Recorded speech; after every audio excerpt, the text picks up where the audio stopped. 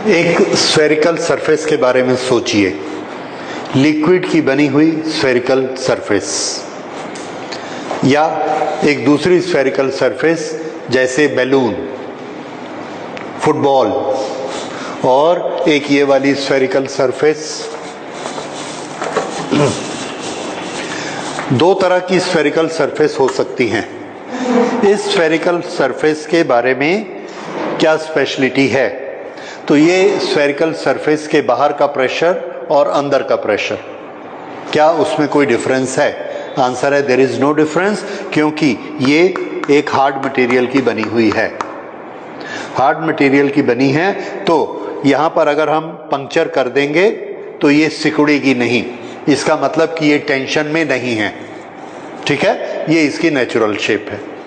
दूसरे तरह की सरफेस के बारे में सोचिए, बैलून।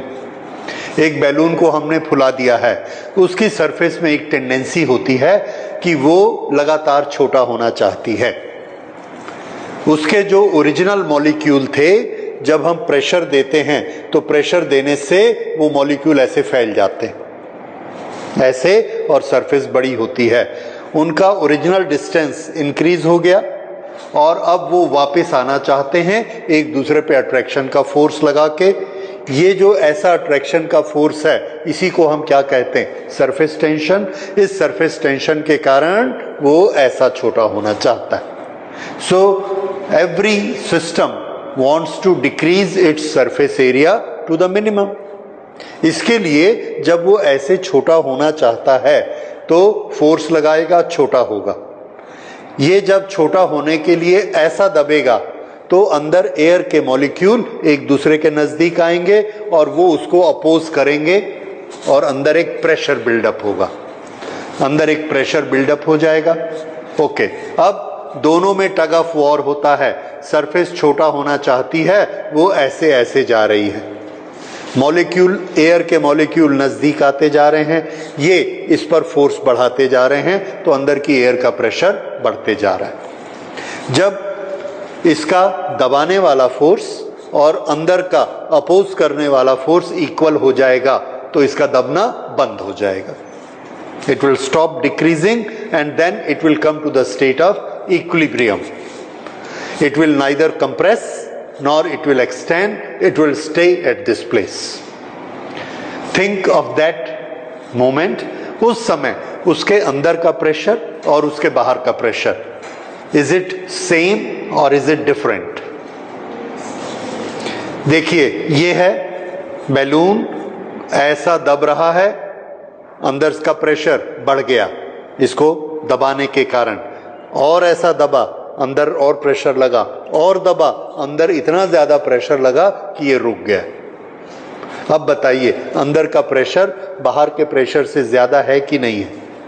पहले बराबर थे, ये ऐसा दबता गया तो अंदर का प्रेशर बढ़ गया।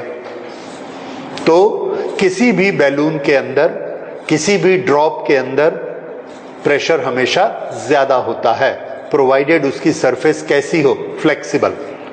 फ्लेक्सिबल मतलब उसको फ्रीडम हो कि वो छोटी हो सके, तो वो ऐसा दबेगी और अपने अंदर एक्सेस प्रेशर बना लेगी। हम उस सरफेस की बात कर रहे हैं, इसकी बात नहीं कर रहे। ठीक है, तो पानी की ड्रॉप के ऊपर कैसी सरफेस होती है? पानी की ड्रॉप के ऊपर फ्लेक्सिबल सरफेस होती है और उसके अंदर वाटर मॉलिक्यूल्स हैं, वो वाटर मॉलिक्यूल्स को ऐसे प्रेस करती है। जब प्रेस करेगी, मॉलिक्यूल्स ऐसा नजदीक आएंगे, नजदीक आने से वो एक फोर्स लगाएंगे, जैसे स्प्रिंग को कंप्रेस करो फोर्स लगाता है, वैसे ही मॉलिक्यूल्स को कंप्रेस करते हैं, वो फोर्स लगाता है और अंदर का फोर्स बढ़ते जाएगा, एक जगह इक्विलिब्रियम पे आके रुका। So there will be excess pressure inside a drop. So now we remember, whenever there is a drop, there is always an excess pressure.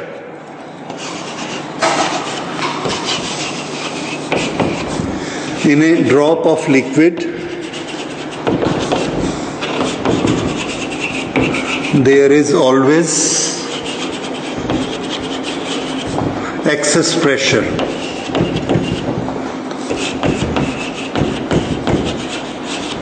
Inside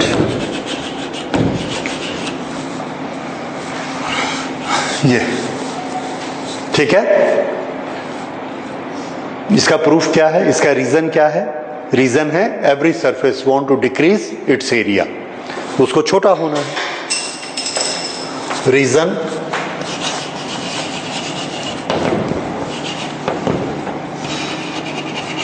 surface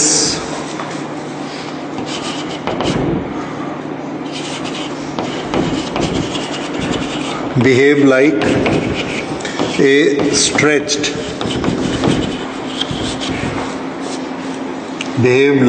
stretched elastic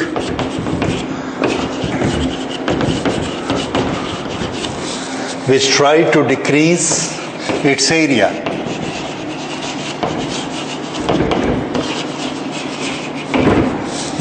ये उसका रीजन है कि उसके अंदर एक्सेस प्रेशर हो जाता है। Okay, अब ये वाटर ड्रॉप है, इसके अंदर ये पानी भरा हुआ है।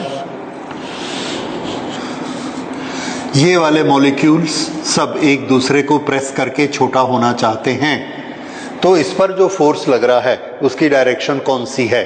आंसर है that direction is tangential, not inside. This is attracting this is attracting this, so this is the direction of tangential force. ये एक दूसरे को इस तरह से दबाकर नजदीक आना चाहते हैं, और अगर सभी एक दूसरे के नजदीक आएंगे तो क्या हो जाएगा? छोटा हो जाएगा। तो फोर्स ऐसे लगता है सरफेस टेंशन का।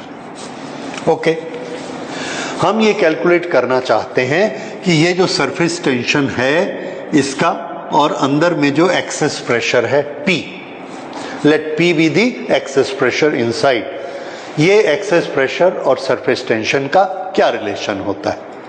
रिलेशन तो होगा, जितना ज्यादा सरफेस टेंशन होगा उतने मॉलिक्यूल एक दूसरे को खींचेंगे और उतना ही ये छोटा होता जाएगा, उतना ही अंदर वाला कंप्रेस होगा, उतना ही प्रेशर ज्यादा हो जाएगा। Okay, this has got a certain radius, let us say this radius is r, and now we will find out relation between pressure, radius and surface tension. इसकी कैलकुलेशन के लिए हम लोग शुरू करते हैं रिलेशन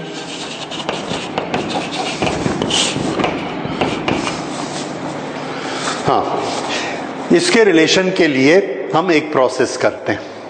ये प्रोसेस आपको याद रखनी है और उससे आपको ये याद रहेगा कि इसका डेरिवेशन कैसे होता है। प्रोसेस ये है, लेट अस इन्फ्लेट ना, let us extend this drop. ये ड्रॉप जो इतनी बड़ी है इसके अंदर थोड़ा सा प्रेशर बढ़ाइए, ये ऐसी बड़ी हो जाएगी। ये वाला काम हम करेंगे। इस काम में क्या करना है हमको? इस काम में हमको वर्क करना है। वर्क कैसे होता है? इसके अंदर हमने फोर्स लगाया, फोर्स लगाकर ये डिस्प्लेसमेंट किया, फोर्स लगाया, डिस्प्लेसमेंट किया, सरफेस बड़ी हो गई। तो हमने क्या किया? वर्क। हमको मालूम है कि सरफेस में जितना एरिया इंक्रीज होता है उस एरिया इंक्रीज में उसकी एनर्जी इंक्रीज होती है, और वो एनर्जी सरफेस टेंशन से हम कैलकुलेट कर सकते हैं। तो इसमें टेक्निक याद रखिए। टेक्निक ये है that energy for increasing an area can be calculated by two methods, और वो दोनों मेथड से मैं आपको कैलकुलेशन करके दिखाता हूं। उसमें सरफेस टेंशन इन्वॉल्व होगा और उससे हम सरफेस टेंशन का एक्सप्रेशन बना लेंगे। तो हमारी स्ट्रेटेजी क्या है? क्या कैलकुलेट करना है? Work done. एक्शन क्या है? एक्सटेंशन। ओके, सो इसका रेडियस r है, इसके अंदर हमने प्रेशर P दिया और प्रेशर P को इंक्रीज करने से ये यहां पर ऐसे एक्सटेंड हो गया और ये नई सरफेस आ गई। ये वाली सरफेस पुरानी सरफेस से एक्सटेंड हो गई और ये एक्सटेंशन है डेल्टा r। पहले रेडियस r था और अब रेडियस डेल्टा r हो गया। राइट। अब हम वर्क डन कैलकुलेट करते हैं बाय टू डिफरेंट मेथड्स। पहला, फोर्स इनटू डिस्प्लेसमेंट। इस सरफेस पर इस डायरेक्शन में कितना फोर्स लग रहा है? आंसर है P। P is what? Force per unit area. Then how much is the force? ये प्रेशर इधर भी प्रेस कर रहा है, इधर भी प्रेस कर रहा है, इधर भी प्रेस कर रहा है, सब तरफ प्रेस कर रहा है। तो pressure multiplied by total area, ये हमको क्या देगा? Total force.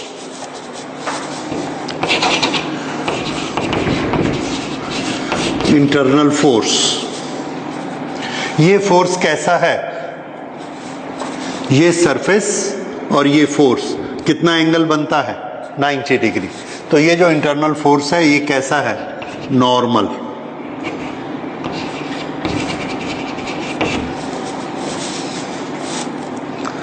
On complete surface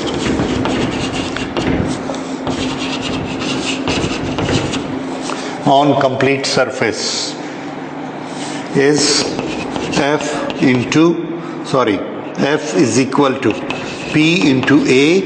This is equal to excess pressure into area. Area कितना होता है? 4 pi r square। ये क्या आ गया? Total force. अब ये वाला फोर्स लग रहा है और देखिए ये सरफेस ऐसी चली गई, कितना डिस्प्लेसमेंट हुआ? Delta R. इस फोर्स के कारण कितना डिस्प्लेसमेंट होता है? Delta R. तो वर्क डन कैसे निकालेंगे? Work done is equal to F into displacement is equal to P 4 pi r square into delta R. ये हो गया work done. This work done converts to potential energy.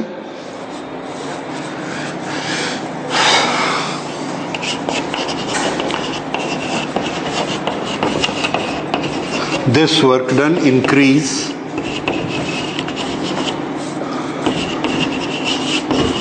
surface potential energy. अब ये surface potential energy का formula क्या होता है? This is equal to surface tension multiplied by increase in the area। ये हम लोग कर चुके हैं, ठीक है। Work done by surface tension कितना होता है? Surface tension into increase in the area. पिछला एक्सपेरिमेंट आपको याद है, 2 रॉड पे फिल्म बना के ऐसा इंक्रीज किया था, उससे हमने निकाला था work done is equal to S into A। S into A। तो change in the work done S into change in the area. So this is work done. Okay, तो वर्क डन हमने जब फोर्स से calculate किया तो इतना आया, और ये वर्क डन क्या बन गया? पोटेंशियल एनर्जी, जो कि इतनी है। So this is the same thing.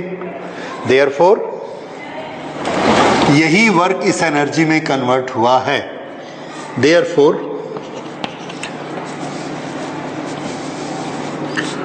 P into 4 pi r square into delta R is equal to S into delta A. Oh, delta A area का इंक्रीज, एरिया का increase हमको कैलकुलेट करना है, क्योंकि ए क्वांटिटी को हम एंटरटेन नहीं कर रहे हैं, हम आर को एंटरटेन कर रहे हैं।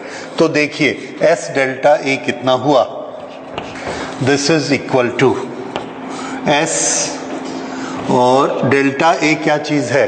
Change in area. Change in area कैसे निकालेंगे? Final area minus initial area. Final area इसका कितना है?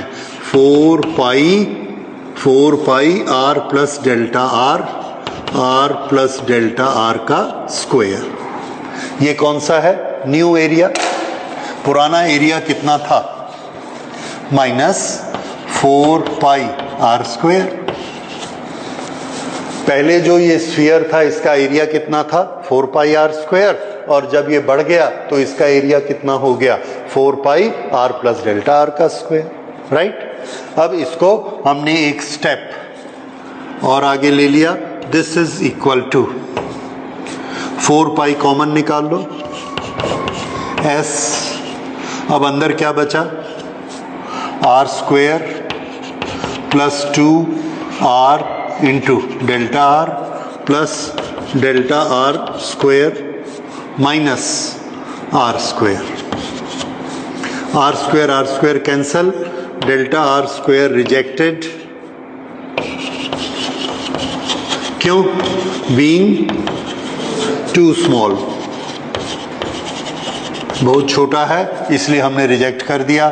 तो ये R square cancel, delta R rejected, क्या बचा 2r delta R, so this is equal to 4 pi s into 2r into delta R, this, और यही किसके बराबर है, this is equal to this work done, so we write here therefore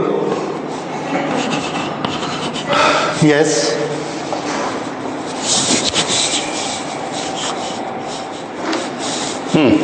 work done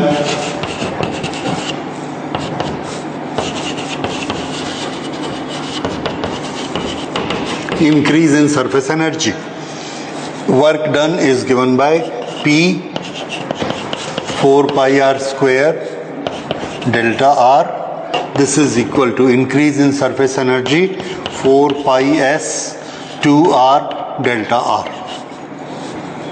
Okay, do the cancellations and we get here excess pressure P, 4 pi cancel, delta r cancel, and this become 2s upon r, एक r cancel हो गया, ये r square नीचे आया, एक r cancel हो गया, this is what we get. So every drop has got excess pressure inside and that excess pressure is equal to 2s upon r, ठीक है, सरफेस टेंशन। तो जितना ज्यादा सरफेस टेंशन होगा उतना अंदर में प्रेशर ज्यादा होगा, और इससे ज्यादा इंपॉर्टेंट चीज है, बड़ी ड्रॉप और छोटी ड्रॉप किसके अंदर प्रेशर ज्यादा होगा, ज्यादा प्रेशर के लिए आर कैसा होना चाहिए, छोटा कि बड़ा, छोटा, तो जितनी छोटी ड्रॉप होगी उसके अंदर का प्रेशर उतना ज्यादा होगा। इसको आप सोच सकते हैं, इतनी बड़ी ड्रॉप है तो कर्वेचर देखिए ऐसा आया,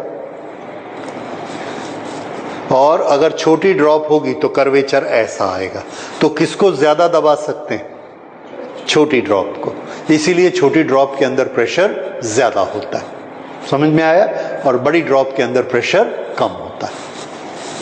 सो this is pressure inside a drop. अच्छा, उसके बाद अगली चीज हम लेते हैं, इसको याद रखिए, इसी से मिलता जुलता, ये तो हम ड्रॉप की बात कर रहे हैं, ये भी हो सकता है कि हम एक लिक्विड का बबल लें, बबल, जैसे साबुन का हम बबल्स बनाते हैं, सोप वाटर के बबल्स बनाते हैं, बैलून रबर की सरफेस का एक बबल है, वैसे ही लिक्विड के बबल्स हो सकते हैं। तो ये जो लिक्विड के बबल होते हैं इसमें और ड्रॉप में क्या डिफरेंस है, तो कंस्ट्रक्शन का डिफरेंस देखिए। अब हम कैलकुलेट करते हैं कि जो हम बबल बनाते हैं, ये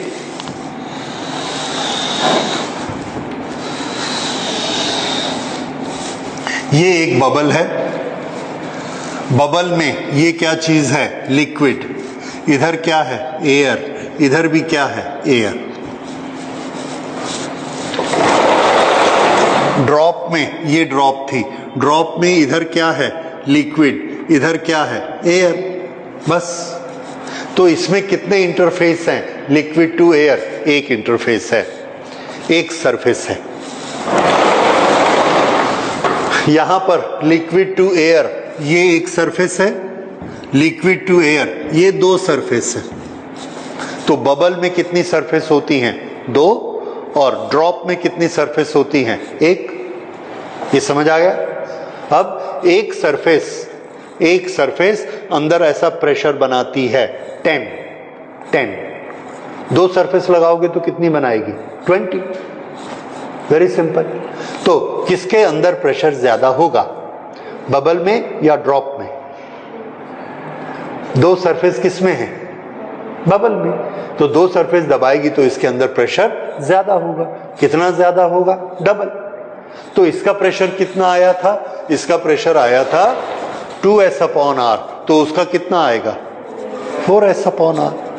so pressure inside a bubble is 4s/r। ठीक है?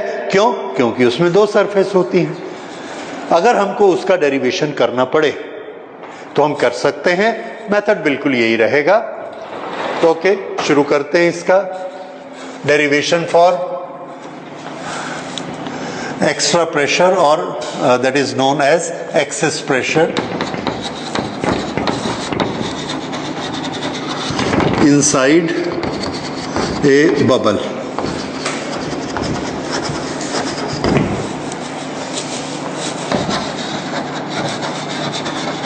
Bubble has two surfaces. Bubble के पास दो सरफेस होती हैं।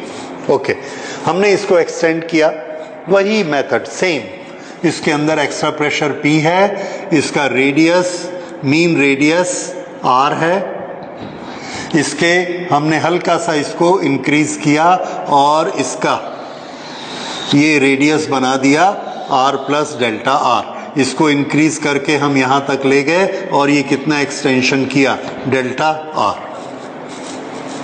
Okay, so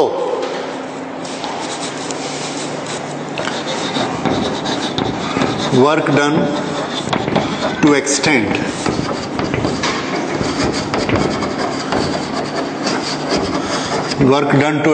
the surface, force into displacement.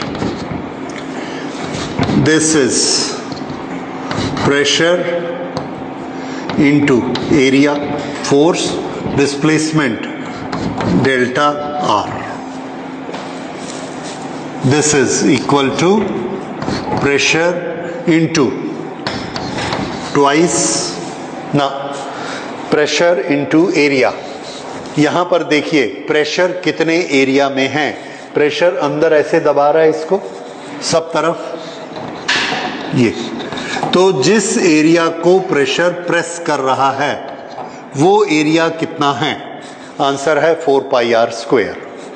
ठीक है, अंदर वाली सरफेस को प्रेशर दबा रहा है और अंदर की सरफेस कितनी है? 4πr²।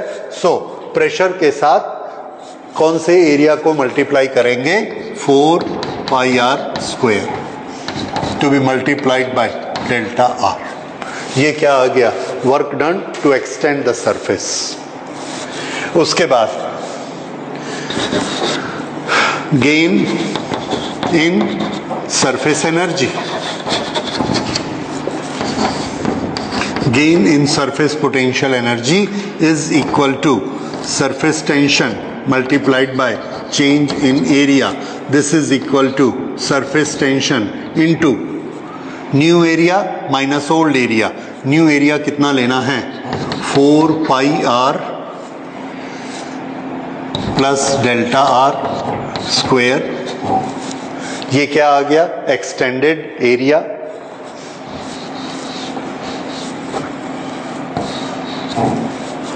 और पुराना एरिया कितना था उसको माइनस कर दिया, that was 4πr²।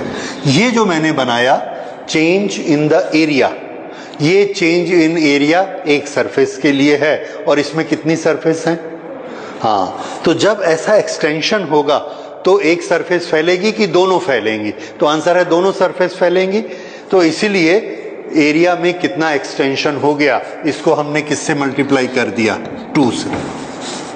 This is total extension in the area. Okay, so therefore P into 4πr² delta R is equal to S into 2 into, और इसके अंदर हमको मालूम है क्या बचने वाला है? 2R delta R। ठीक है, वो एक्सप्लेनेशन अब हम नहीं लिखते हैं। Same thing you have to write, delta R square को कैंसिल कर दिया, R square R square, R square R square cancel, delta R और 4 पाई कॉमन निकल गया, 4 pi. Is this clear? Okay, अब दोनों तरफ कैंसिलेशन कर दीजिए, delta R cancelled, 4 pi cancelled, so एक आर कैंसल हो जाएगा, 1 R is cancelled. So what do we get here? Excess pressure P is equal to 2 2 जा 4s अपॉन, ये R नीचे आ गया, 4s upon R। This is excess pressure. ठीक है, okay. तो अब हमको वही चीज आ गई जो हम पहले डिस्कस कर रहे थे, inside a drop 2s upon R drop, और ये इनसाइड बबल।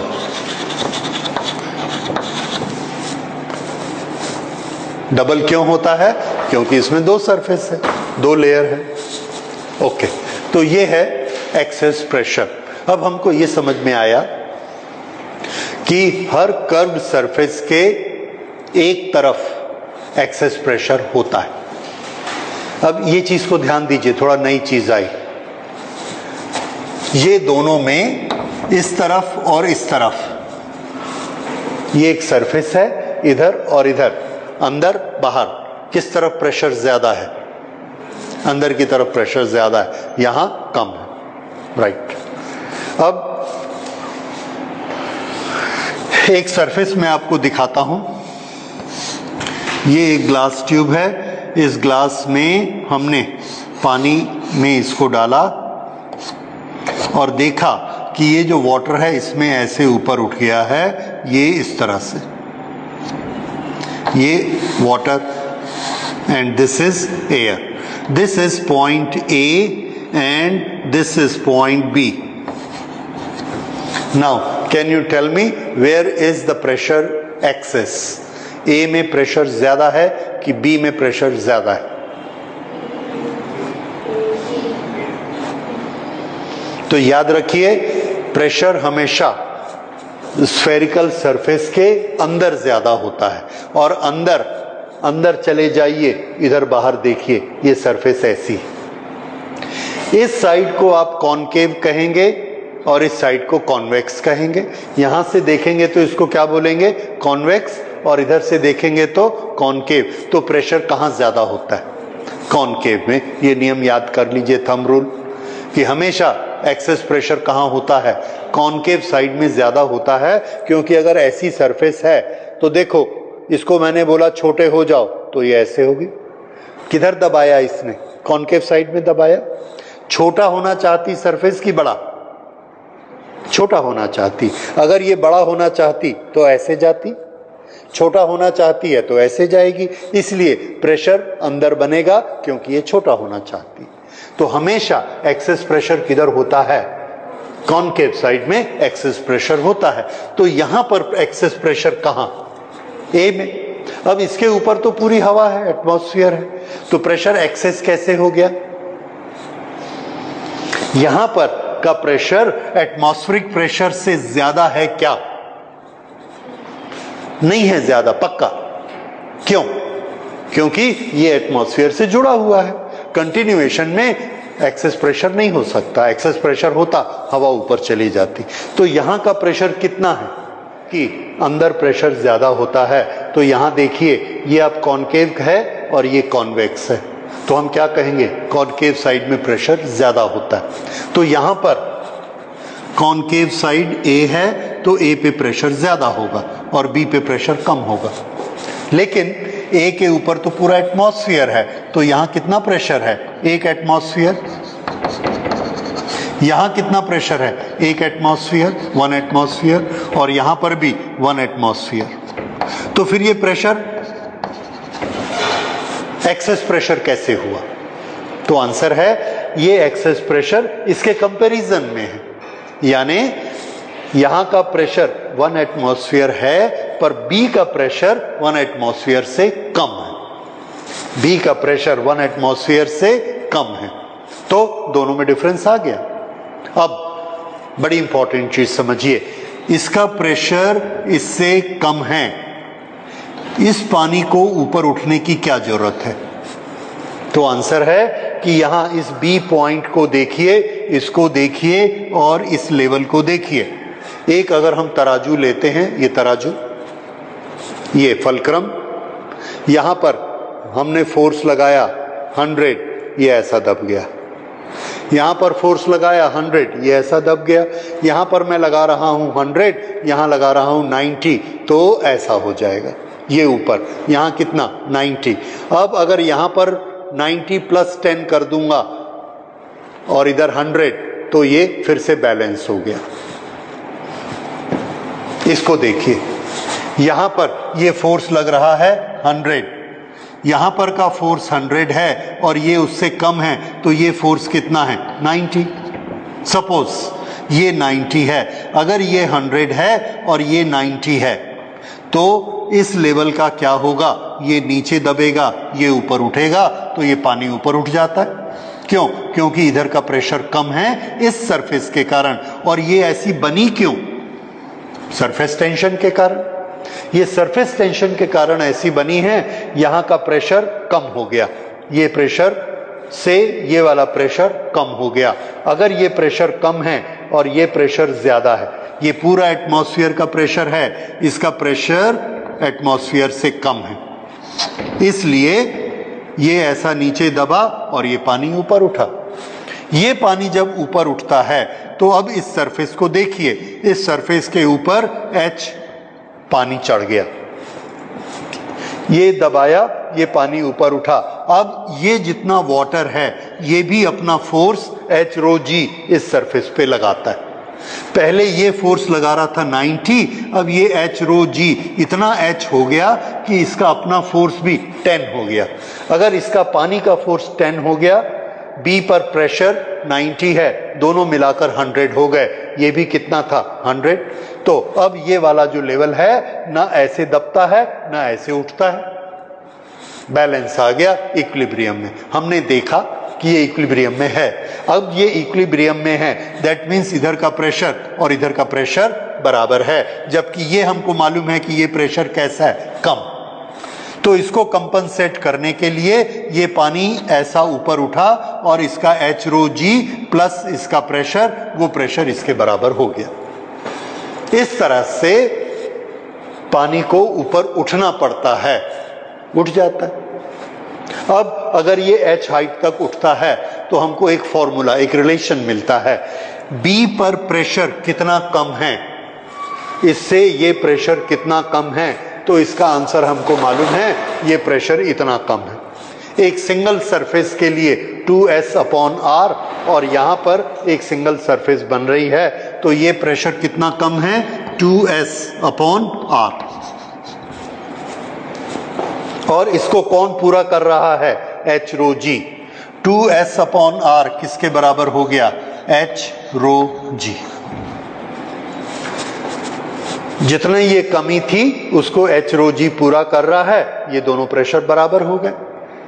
ओके, अगर आप बैलेंस करना चाहते हैं तो इस कॉलम के प्रेशर देखिए, 1 एटमॉस्फेयर प्लस ये H rho g minus B, तो B का प्रेशर कितना है, 1 एटमॉस्फेयर माइनस 2S/R।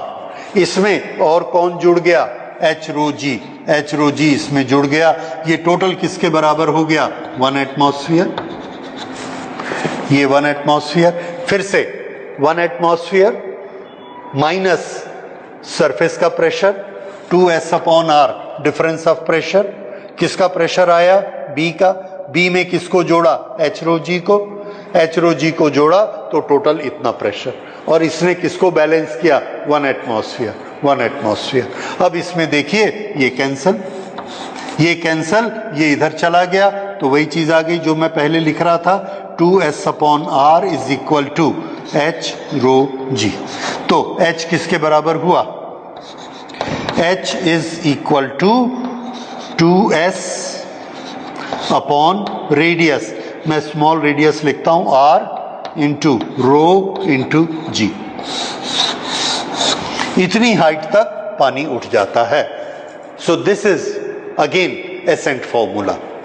तो ये एक हाइट का फॉर्मूला इससे बना। अब अगर इसकी जगह हम मरकरी लेते हैं, ये हमने मरकरी लिया और इस मरकरी को ये मरकरी के बॉक्स में डाला, तो हमने ये देखा ये यहां पर आ गया मरकरी। यहां पर ये है पॉइंट ए और ये है पॉइंट बी। कॉनकेव किधर है? तो आंसर है कॉनकेव इधर है बी की तरफ। तो प्रेशर कहां ज्यादा है? आंसर है प्रेशर बी में ज्यादा है। अगर प्रेशर बी में ज्यादा है, बी में ज्यादा प्रेशर है, तो ये प्रेशर क्या करेगा? आंसर है यहां मरकरी को दबाकर ऊपर उठा देगा।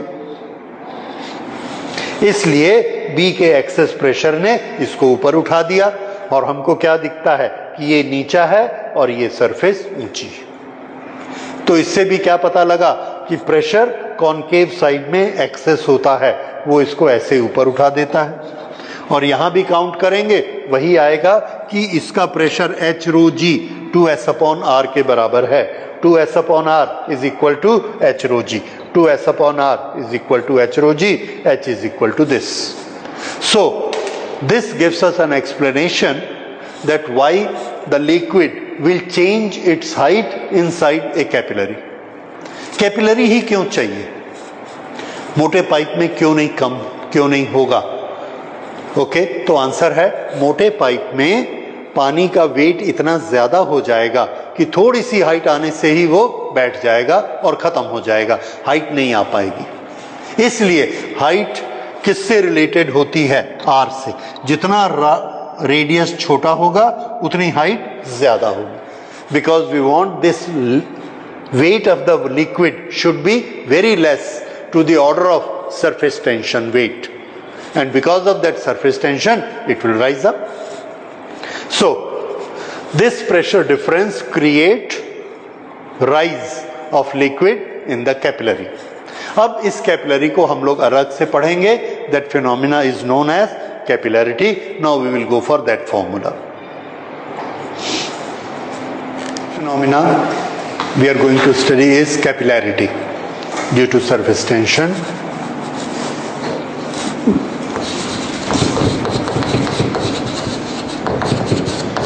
Capillarity. Capillary tube is a small bore tube, that is capillary.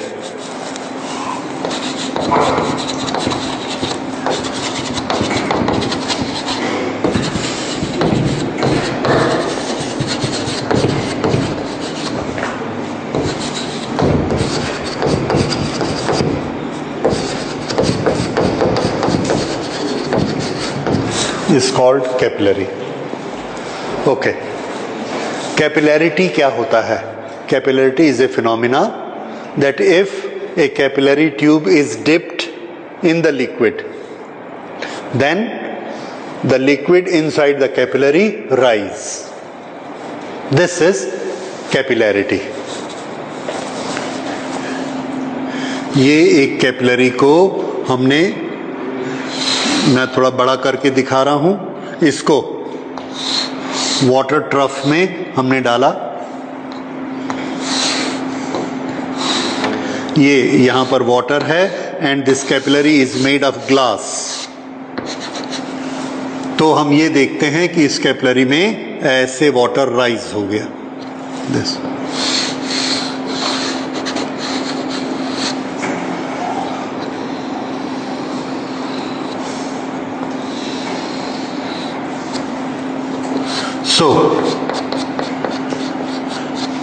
ये जो वाटर यहां से राइज हो गया, this phenomena is known as capillarity.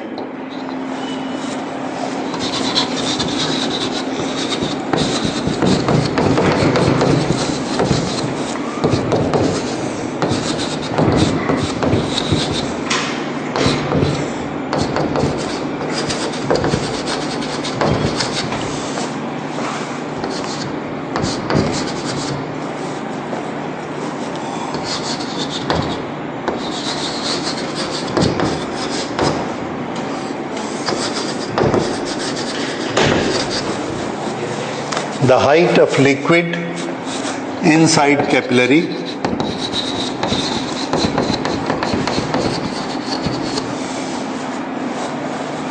rise और dip, दोनों चीजें हो सकती हैं डिपेंडिंग कौन सा पेयर है, लिक्विड और सॉलिड का कौन सा पेयर है. So height of liquid in capillary rise और dip, this phenomena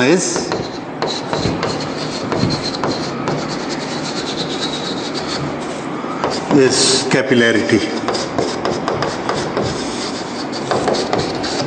This phenomena is capillarity.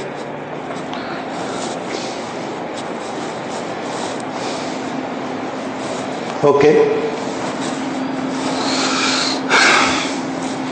So हम ये देखते हैं, if this is water glass,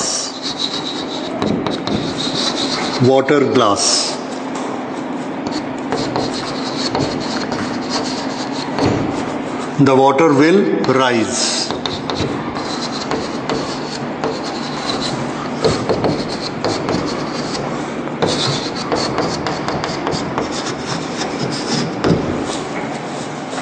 okay, तो पानी ग्लास में ऊपर की तरफ उठता है. जोड़ी जोड़ी पे डिपेंड करता है कि उनके बीच का सरफेस टेंशन कितना है. अब इसमें सरफेस टेंशन कहां से इन्वॉल्व हो गया? What is surface tension? The force between different molecules, that is surface tension. अब यहाँ पर हम निकालना चाहते हैं कि ये जो इसकी हाइट है और जो सरफेस टेंशन है, इन दोनों का आपस में क्या रिलेशन है. एक चीज हम अभी पढ़ चुके हैं कि यहाँ का प्रेशर कम होता है और यहाँ का प्रेशर ज्यादा, इसलिए ये इधर ऐसा प्रेस होगा तो लिक्विड इसमें उठ जाएगा. कितना ऊपर उठ जाएगा? That will be equal to the loss of pressure. जितना ही प्रेशर कम होता है उतना ये ऊपर उठ जाएगा. वो एक तरीका है इसको असेस करने का, इस फॉर्मूला को बनाने का. H rho G is equal to difference of the pressure. और डिफरेंस ऑफ द प्रेशर कितना होता है? Difference of the pressure is 2S upon R. So 2S upon R is equal to H rho G. उससे हमको H की value मिल जाती है. ये एक तरीका हो गया. दूसरा तरीका सुनिए, एसेंट फॉर्मूला.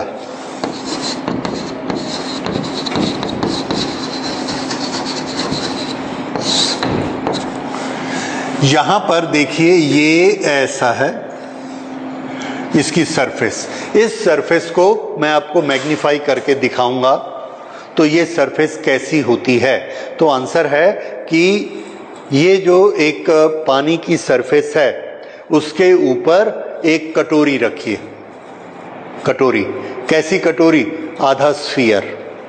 एक पूरा स्फीयर लिया, उसको हमने बीच से काट दिया, आधा स्फीयर बचा, उस स्फीयर को हमने पानी में रख के ऐसे दबाया तो पानी के नीचे की सरफेस कैसी बनेगी? हाफ स्फीयर जैसे. वाटर वही सरफेस बनाता है ग्लास के अंदर. कैसे वो सरफेस बनाता है? देखिए, ये कैपिलरी नहीं है, ये बड़ा ग्लास है. ये जो पानी है, ये पानी कोहेसिव फोर्स से दूसरे मॉलिक्यूल को खींच रहा है और अधेसिव फोर्स से ग्लास को खींच रहा है. इसमें अधेसिव फोर्स ज्यादा है. अगर अधेसिव फोर्स ज्यादा है तो ये ग्लास के ऊपर ऐसा चढ़ने की कोशिश करेगा, अंदर से किनारे किनारे चढ़ने की कोशिश करेगा. तो किनारा हमको कैसे दिखता है? जैसे लिक्विड ऊपर चढ़ रहा है. तो इस किनारे पे, इस किनारे पे, इस किनारे पे, इस किनारे पे, हर जगह लिक्विड ऊपर चढ़ने की कोशिश करता है. तो वो कैसा बन जाएगा? वो जो प्लेन लिक्विड था ऐसे किनारे पे आया और ऐसे ऊपर उठ गया.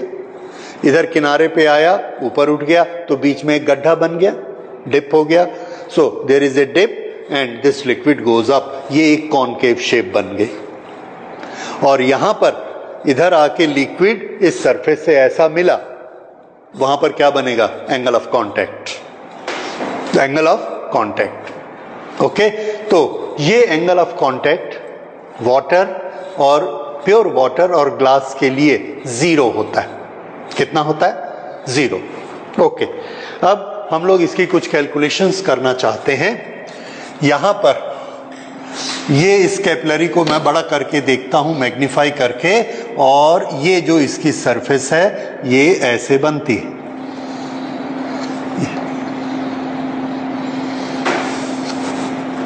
ओके, ये जो कॉनकेव सरफेस हाफ स्फेरिकल बनेगी, इसका कुछ रेडियस होगा। यहां पर एक ये रिंग ऐसा बनेगा। ये रिंग कौन है? ये रिंग, ये ग्लास का रिंग है। ये रिंग दिख रहा है आपको? ये वाला रिंग कहां पर है? तो ये वाला रिंग ये है।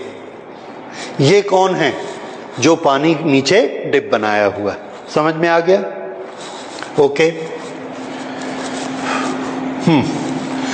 यहां पर सरफेस टेंशन कहां काम करता है? तो ये वाटर है, ये ग्लास है, ग्लास ने वाटर को पकड़ा है, ग्लास मॉलिक्यूल ने वाटर मॉलिक्यूल को पकड़ के ऊपर की तरफ खींचा है, जिसको हम सरफेस टेंशन कहते हैं। फिर से ये वाला ग्लास को भले आप मत लीजिए, वाटर का मॉलिक्यूल, वाटर का मॉलिक्यूल, वाटर का मॉलिक्यूल, ये मॉलिक्यूल एक दूसरे को खींच रहे हैं। किस डायरेक्शन में? ये इस डायरेक्शन में, ऐसे। ये मॉलिक्यूल एक दूसरे को खींच रहे हैं इस डायरेक्शन में। तो इसके मॉलिक्यूल्स पर इधर फोर्स लग रहा है, इस मॉलिक्यूल पर इधर फोर्स लग रहा है। फोर्स कौन लगा रहा है? वाटर का एक मॉलिक्यूल दूसरे मॉलिक्यूल पर फोर्स लगा रहा है। ग्लास वाटर पर फोर्स लगा रहा है। इस फोर्स को हम क्या कहते हैं? Surface tension. तो ये वाला फोर्स कौन सा है? Surface tension. कहां पर लग रहा है? हर पार्ट पे लग रहा है। यहां पर सरफेस टेंशन, यहां पे सरफेस टेंशन, यहां सरफेस टेंशन। तो ये पूरी लाइन के हर पार्टिकल पर सरफेस टेंशन लग रहा है। अब सरफेस टेंशन के कारण फोर्स कितना लगता है? सबसे पहला फॉर्मूला याद करिए। सरफेस टेंशन का क्या फॉर्मूला था? F/L। What is L? वो वाली लाइन जिसके दोनों तरफ सरफेस टेंशन होता है। यहां पर वो लाइन ये है। इसके अंदर कौन है? लिक्विड। बाहर कौन है? ग्लास। दोनों के बीच में फोर्स लग रहा है सरफेस टेंशन का। तो फोर्स कितना होगा? S × L। L क्या है? Length of the line. यहां लेंथ ऑफ द लाइन कौन सी है? ये वाली लाइन। और ये लाइन कितनी बड़ी होती है? 2πr। कितनी है? 2πr। तो यहां पर टोटल फोर्स जो पानी को लग के काम करता है ऐसे ऊपर की तरफ खींचने के लिए, वो कितना होता है? S × 2πr। Force acting due to surface tension is equal to S × 2πr। ये वाला R कौन सा R है? This R। ये R है। ये R किसका है? ये R इस कैपिलरी का रेडियस है। दिख रहा है? ये कैपिलरी है, ये इस कैपिलरी का रेडियस है ये। अच्छा, अब इसका एंगल ऑफ कांटेक्ट ये है थीटा। ये सरफेस टेंशन की डायरेक्शन ऐसी थीटा एंगल बनाते हुए है, टेढ़ी डायरेक्शन है। तो ये जो फोर्स है सरफेस टेंशन का, इसके हम दो कंपोनेंट बना सकते हैं। One is vertically up and one is horizontal. अगर ये थीटा है तो ये एंगल भी क्या होगा? थीटा। ये एंगल भी क्या होगा? थीटा। अगर ये थीटा है तो इस S का ये वाला कंपोनेंट कौन सा होगा? S cos theta. ये S का ये वाला कंपोनेंट कौन सा है? S cos theta. तो ऊपर की तरफ कौन सा फोर्स काम कर रहा है? S cos theta. ये जो पानी की पूरी सरफेस है, इस सरफेस को हर पॉइंट ऑफ कांटेक्ट में ऊपर की तरफ एक फोर्स खींचता है। वो कितना है? S cos theta. ठीक है? तो टोटल फोर्स कितना हो गया वो? Therefore, force in vertical direction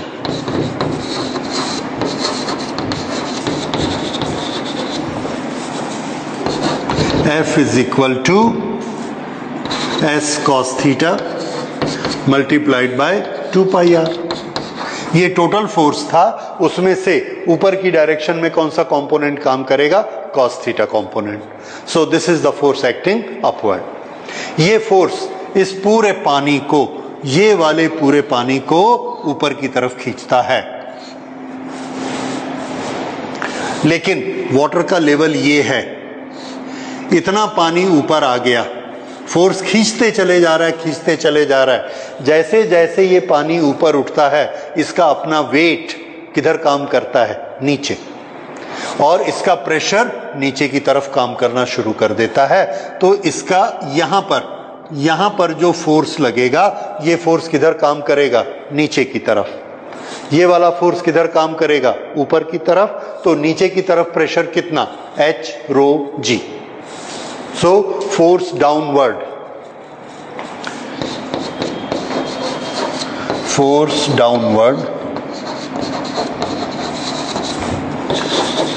due to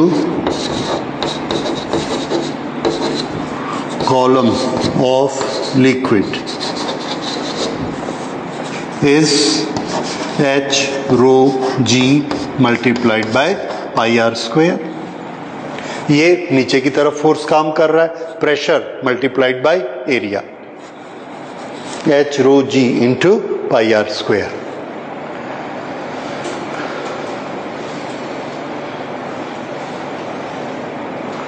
okay, अब this is equilibrium condition. Surface tension ऊपर उठा रहा है, लिक्विड नीचे जाना चाहता है। पहले ये ज्यादा भारी था, लिक्विड को ऊपर उठाते जा रहा है। जैसे लिक्विड की हाइट इंक्रीज हो रही है, डाउनवर्ड फोर्स इंक्रीज हो रहा है। One time come when both the forces become equal. When both the forces become equal, then it will neither go up nor it will go down, and this is a condition of equilibrium. In that condition of equilibrium, both the forces are equal, so we can write it equal. At equilibrium,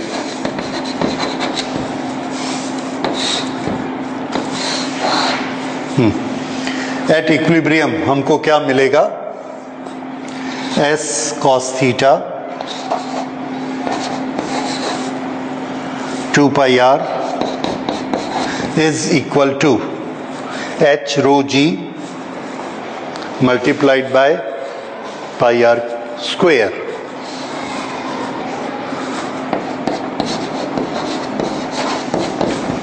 H rho G into pi r square।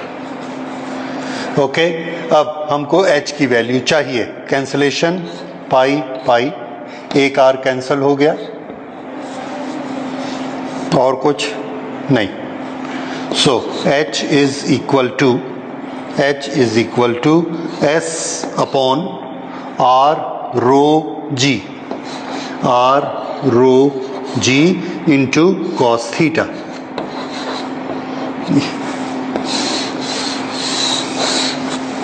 This is height of water. इतनी height तक पानी ऊपर उठेगा, इतना ascent होगा, therefore this is known as ascent formula.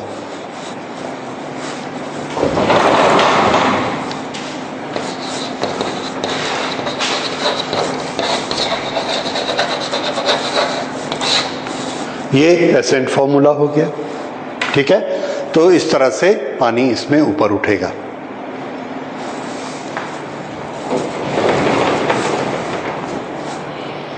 तो पानी का ऊपर उठना किस पर डिपेंड करता है? कौन कौन से फैक्टर हैं? Radius, density, cos theta.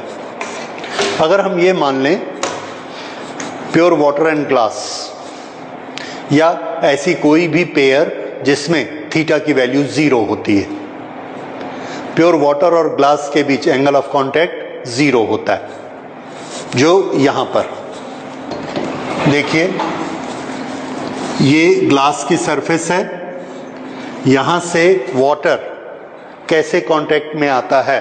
तो आंसर है वाटर ऐसे कांटेक्ट में आता है, ये कंप्लीट हाफ सर्कल, और यहां पर ये टेंजेंट। तो इस हाफ सर्कल के साथ टेंजेंट यहां कितना एंगल बनाती है? 0। तो angle of contact for pure water कितना होता है? फॉर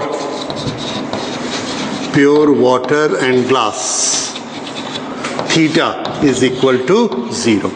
तब ये फॉर्मूला क्या हो जाएगा? Therefore H is equal to S upon R rho G। ये सब कैलकुलेशन ठीक है? 1 2 तो कहीं नहीं है, हाँ कहीं 2 था ना, यस ये 2S ठीक है। Now it is okay. So 2S cos theta upon R rho G। तो थीटा प्योर वाटर के लिए कितना होता है? 0। अगर हम इसको 0 रख देंगे तो cos 0 कितना होगा? 1। और हमारा फॉर्मूला क्या हो जाएगा? H is equal to 2S upon R rho G। अब देखिए हाइट किस पर डिपेंड करती है? सबसे इंपॉर्टेंट रेडियस पर। किसी भी लिक्विड को ऊपर उठना है कैपिलरी में तो कैपिलरी का रेडियस जितना कम होगा उतनी उसकी हाइट ज्यादा होगी, ठीक है। अब इस बारे में सोचिए, ये वाला फिनोमिना नेचर में कहां कहां लगता है? नेचर में बहुत जगह ये हमको दिखता है और बहुत सारे रीजन आप इसके बेसिस पर एक्सप्लेन करेंगे। कैसे? सुनिए, एक पेड़ जमीन पर लगा है, उसका जो लास्ट लीफ है ऊपर में वो ग्रीन कलर का है। Green colour means it has water, पानी उसमें है तभी वो हरा भरा है।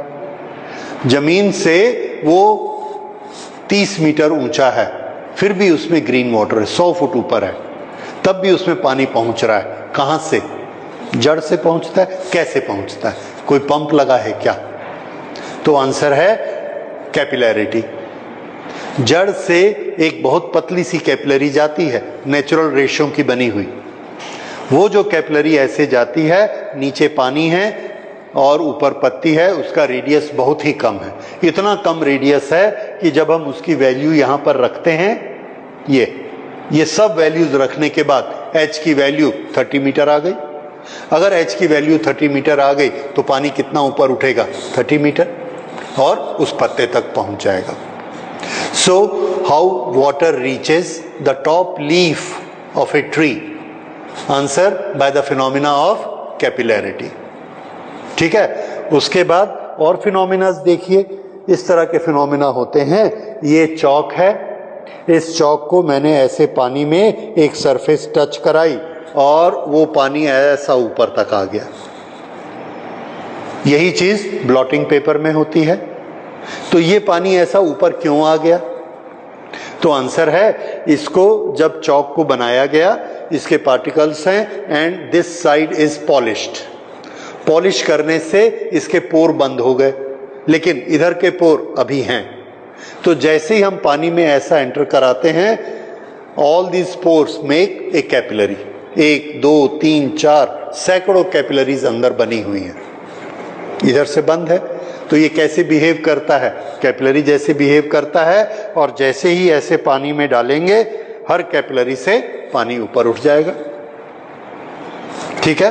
यही चीज आप देखते हैं घरों में, हमारी दीवार नीचे नीचे गीली होती है, तो हम ये सोचते हैं कि ऊपर से तो पानी आ नहीं रहा, दीवार कैसे गीली हो गई? तो कहां से आया होगा पानी? नीचे से रिस के आया होगा। अगर हमने उसके प्लिंथ में वाटर ट्रीटमेंट नहीं किया तो नीचे से पानी वो सोख सकता है। तो ब्लॉटिंग पेपर आपने देखा है, ब्लॉटिंग पेपर नहीं देखा है, आप लोग उससे काम नहीं करते, हम लोग करते थे। पेपर होता है एक तरह का रफ, उसको ऐसा रखते हैं, वो स्याही को खींच लेता है ऊपर, दैट इज ब्लॉटिंग पेपर। और गणेश जी को आपने देखा है, गणेश जी की सूंड के सामने चम्मच से दूध ले जाते हैं, वो दूध पी लेते हैं। कैसे होता है?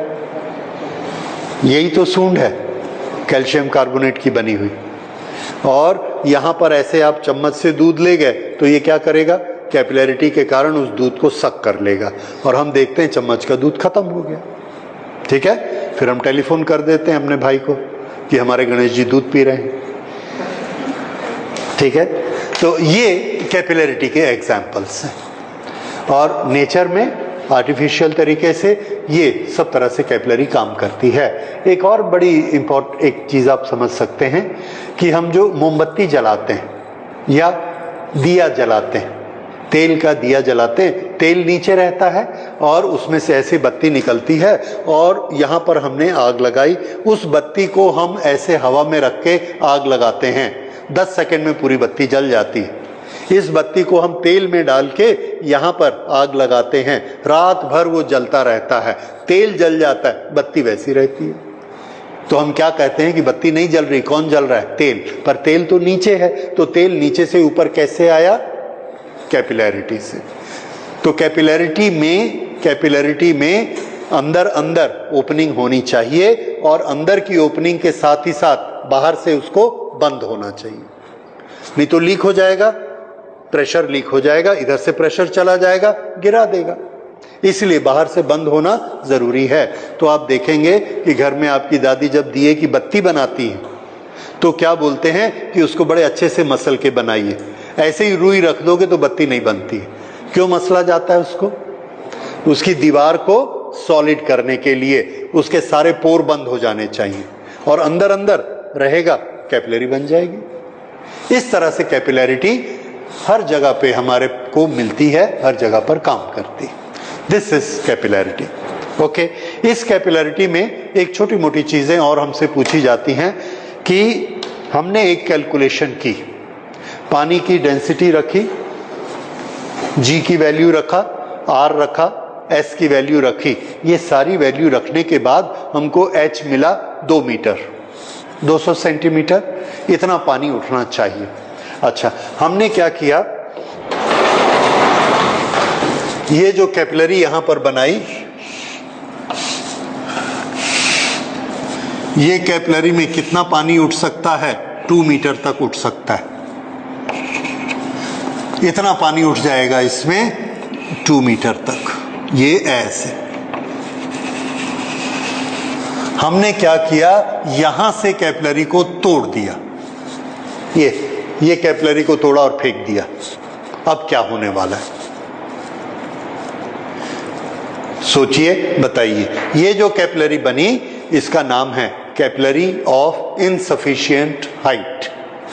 सफिशिएंट हाइट कितनी थी? 2 मीटर, इतना उठता है। और अब हमने इतनी कैपिलरी दी ही नहीं उसको, 1.5 पे तोड़ दिया। तो यहां पर अगर हम तोड़ेंगे तो ये क्या बन गई? Capillary of insufficient height. अगर ऐसे कैपिलरी बनती है इनसफिशिएंट हाइट की तो क्या होगा? आंसर है कि जब ऐसा केस आएगा तो ये अपना जो एंगल है यहां पर, इसको मैं बड़ा कर देता हूं ऐसे। यहां पर पहले एंगल कैसा बन रहा था? ये 0। क्या एंगल बन रहा था? 0। अब ये क्या करता है, जब हम यहां से इसको तोड़ देते हैं तो यहां पर ये अपना एंगल 0 ना बना के ऐसा बना लेता है। ये वाला एंगल हो गया थीटा, ये थीटा। पहले थीटा की वैल्यू कितनी थी? 0। अब थीटा की वैल्यू हो गई 30। ऑटोमेटिकली पानी ऐसा कर लेता है और यहां से गिरता नहीं है, बस सरफेस पे आकर रुक गया। So it will stop at the top and it will change the angle theta. उस एंगल थीटा को वो इतना चेंज कर लेगा कि ये जो फॉर्मूला है H is equal to 2s cos theta upon r rho g। पहले ये थीटा कितना था? 0। तो ये कितना हो गया था? 2s upon r rho g। अब ये थीटा कितना हो गया? 30। अगर ये 30 हो गया तो cos थीटा कितना हो गया? Yes, √3 upon 2 that is 0.85। तो इसकी हाइट कैसी हो गई? पहले से 0.85, ये 0.85 यहां रुक गया। अगर हमने इसको यहां से तोड़ दिया तो ये इस थीटा को 60 बना देगा। 60 करेगा तो cos 60 कितना हो जाएगा? हाफ। तो हाइट ऑटोमेटिकली कितनी हो जाएगी? हाफ। लेकिन उसमें से गिरेगा नहीं। अगर उसमें से गिरना शुरू हो गया तो ये एक पंप बन जाएगा, पंप, और पंप में एनर्जी खर्च होती है। That is contrary to the conservation of energy.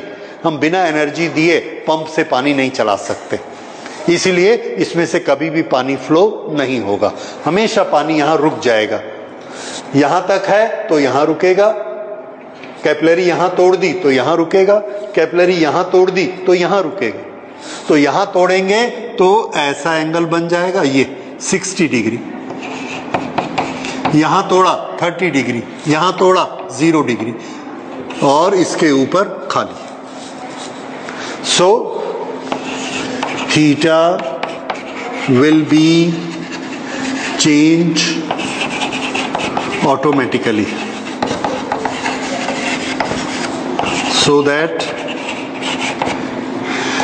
H is equal to 2s cos theta upon r rho g.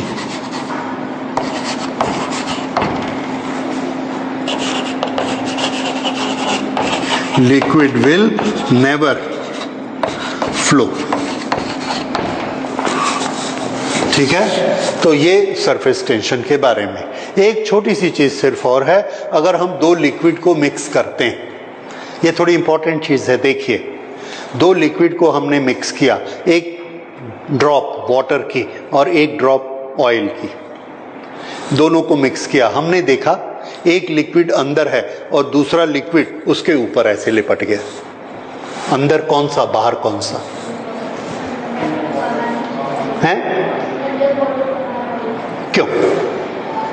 इसको मैं इस तरह से बता सकता हूं, एक का सरफेस टेंशन कम है, एक का सरफेस टेंशन ज्यादा है। तो कौन सा अंदर जाएगा, कौन सा बाहर जाएगा? तो याद रखिए, जिसका सरफेस टेंशन ज्यादा है उसकी ताकत ज्यादा है, वो पहले छोटा होगा। अगर छोटा होगा तो कहां जाएगा? अंदर। और जिसका सरफेस टेंशन कम है वो बाहर। समझ आया? नोट कर लीजिए। When two liquids are mixed, when two liquids are mixed,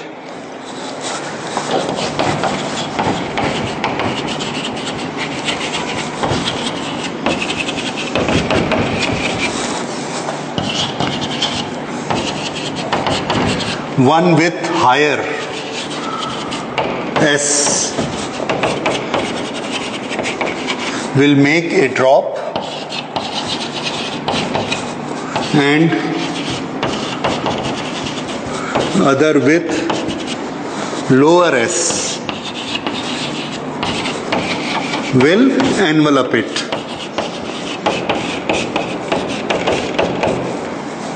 Will envelop it. ठीक है?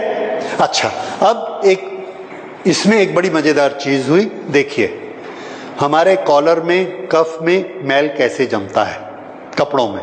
तो आंसर है, डस्ट का एक पार्टिकल आता है, हमारे शरीर से पसीना निकलता है, उसमें ऑयल होता है, वो ऑयल उस डस्ट के पार्टिकल को लपेट लेता है और वो ऑयल हमारे कपड़े में चिपक जाता है। उसके अंदर कौन कैद है? डस्ट। डस्ट प्लस ऑयल ही वो चीज होती है जिसको हम मैल कहते हैं। ठीक है, अब हम उस मैल को निकालना चाहते हैं। तो देखिए, मैल को निकालने के लिए हमने कपड़े को पानी में डाला। हम क्या सोचते हैं कि पानी, ऑयल और कपड़ा उसके बीच में घुस जाएगा, कपड़ा इधर, ऑयल इधर, और हम पानी को फ्लो कराएंगे, ऑयल निकल जाएगा। हमने पानी को डाला तो पानी को डाला, लेकिन पानी ऑयल के ऊपर ऐसे फैल गया और वो ऑयल को कपड़े से नहीं निकाल सका। अब हमने क्या किया? पानी को गर्म किया। पानी को गर्म करने से उसका सरफेस टेंशन कम हो गया। अगर उसका सरफेस टेंशन कम हो गया तो अब वो क्या करेगा? ऑयल को चारों तरफ लपेट लेगा। उसने ऑयल को चारों तरफ लपेट लिया। पहले पानी का सरफेस टेंशन ज्यादा था, ऑयल का कम था। हमने पानी पर ऑयल डाला, ऑयल ऊपर, पानी नीचे, तो मिक्स नहीं हुए। अब हमने पानी को गर्म किया, उसका सरफेस टेंशन कम हो गया, ऑयल से भी कम हो गया। तो अब जब हम उसको डालते हैं तो कौन किसको घेरेगा? वाटर का सरफेस टेंशन कम है, ऑयल का ज्यादा है। गर्म हो जाने, पानी गर्म होने से तो वो क्या करता है? ऑयल को चारों तरफ से लपेट लेता है। जब वो ऑयल को चारों तरफ से लपेटता है तो कपड़े से छुड़ा देता है, क्योंकि उसको चारों तरफ लपेटना है, तो अंदर घुस जाता है और उससे छुड़ा लेता है। उसके बाद जब हम उसको खंगालते हैं, पानी और फ्लो करते हैं, तो ये पानी चला जाता है, उसके साथ चला गया ऑयल। मान लीजिए उसका प्रेशर और भी कम है ऑयल का, और पानी को गर्म करने से वो उससे कम नहीं हो पाया, ऑयल से कम नहीं हुआ। फिर हम क्या करते हैं? फिर हम उस वाटर में पानी वो मिलाते हैं, साबुन मिलाते हैं, डिटर्जेंट मिलाते हैं, तो उसका सरफेस टेंशन और कम हो जाता है। अब वो इतना कम हो जाता है कि बड़े आराम से एक एक तेल के पार्टिकल के चारों तरफ वो एनवलप बना लेता है। अब अंदर एक मैल का पार्टिकल है, डस्ट के ऊपर कौन है? ऑयल, ये है डस्ट, और ये इसके ऊपर हमने दे दिया, ये कौन है? Soap water.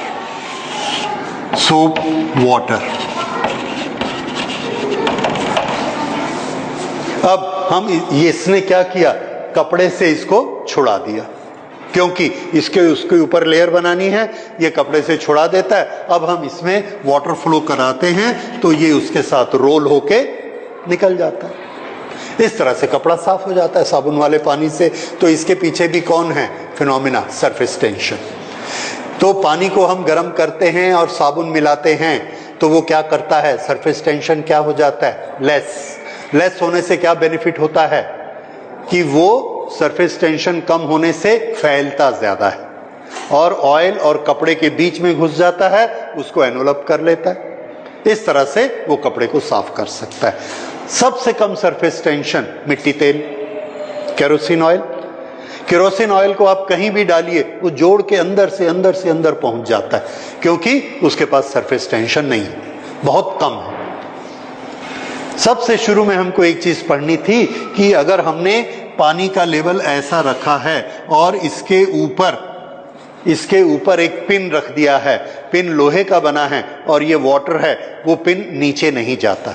क्यों नहीं जाता है? क्योंकि हमने ऐसे पिन को रखा और ये पानी को इसने ऐसे दबाया, तो यहां पर सरफेस टेंशन इधर काम करता है, ये सरफेस टेंशन इधर काम करता है, एस। तो यहां पर क्या बना? एस कॉस थीटा, इधर से भी theta, 2s cos theta. Force किधर काम करता है? ऊपर। और ये पिन का फोर्स mg किधर काम करता है? नीचे। ये जो 2s थीटा है ये सफिशिएंट होता है इसके वेट को संभालने के लिए, तो ये पिन डूबता नहीं। इसलिए पानी के ऊपर हल्के से हम ब्लेड रख दें, पिन रख दें, तो वो नीचे नहीं डूबते, क्योंकि वो ये सरफेस बनाते। इस डायग्राम को नोट करिए, दिस इज इंपॉर्टेंट, कि पिन पानी में क्यों नहीं डूबता। This is the reason. इसी तरह से जब हम छन्नी लेते हैं, छन्नी में लिक्विड डालते हैं, तो वो उसके सारे जो छन्नी ये रहती है ऐसे, ये सारे पोर बंद हो जाते हैं। किसके कारण? सरफेस टेंशन के कारण। Surface tension. और ये क्या चीज है? आयरन।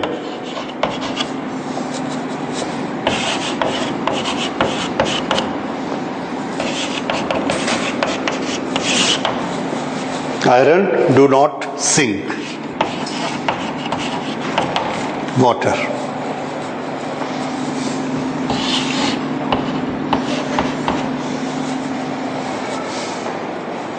ठीक है? So this is all about surface tension. We close it today.